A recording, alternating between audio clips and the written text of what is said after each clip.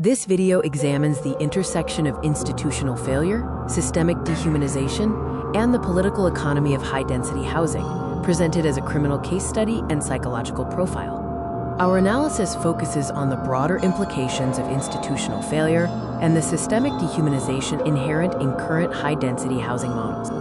This case study evaluates modern ultra-high-density housing by drawing parallels between foreign mega-complexes and domestic public housing. It explores how prioritizing density over human rights creates environments reminiscent of dystopian fiction, resulting in severe psychological harm and class stratification. This framework outlines the core variables of the housing cycle, from real estate law and human impact to administrative neglect, illustrating how these themes interact within systemic housing models.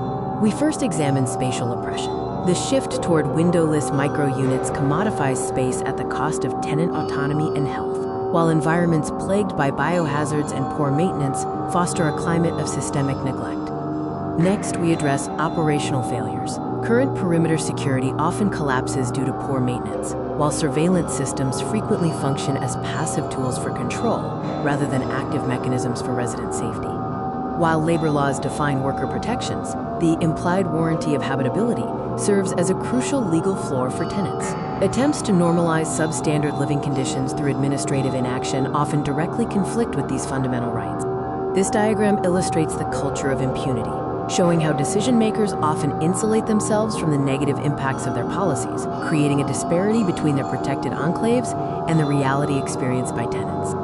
Key concepts in this analysis include oligarchy, a culture of impunity, and a closed establishment, systems that protect power and avoid public accountability at the expense of the vulnerable. To summarize, the relationship between decision-makers and the resulting housing environments highlights a clear cycle of neglect and the maintenance of a status quo that benefits a select few. Systemic falsification, such as ignoring work orders, exemplifies institutional corruption. Furthermore, a spatial segregation exists where those who design these housing mandates reside in low-density, secured communities, far removed from the daily reality of the resident class. Looking at macro projections, we see tiered vertical stratification within buildings. Additionally, the emergence of, quote, company towns binds housing to employment, giving employers excessive leverage and stripping workers of their bargaining power. Privatizing public housing often shifts incentives toward profit over maintenance. Without strict oversight, we risk transforming suburbs into sprawling, ill-maintained environments, creating a contagion of systemic decline. This diagnostic table contrasts the stated institutional narratives regarding safety, sanitation, and habitability with the observed realities faced by residents on the ground. In conclusion, the evidence confirms that these operational failures are not accidental. They are structural consequences of prioritizing capital extraction and administrative convenience over the fundamental well-being of residents. Moving on to a specific criminal case study, we examine the issue of anonymous structural scatolia. This phenomenon involves the unauthorized deployment of bodily waste within public building spaces. This act represents a hostile breach of social boundaries. Unlike known perpetrator cases, public scatolia is a targeted violation that bypasses civil contracts, escalating to criminal burglary and serious public health concerns. Psychological profiling categorizes these individuals into distinct states. The first profile involves decompensated psychosis or neurodegenerative states, where the act stems from a total collapse of cognitive functioning rather than malice. A second profile is characterized by asymmetric aggression and retaliatory rage. These individuals are fully aware and use bodily waste as a low-cost, high-impact tool for humiliation and psychological warfare.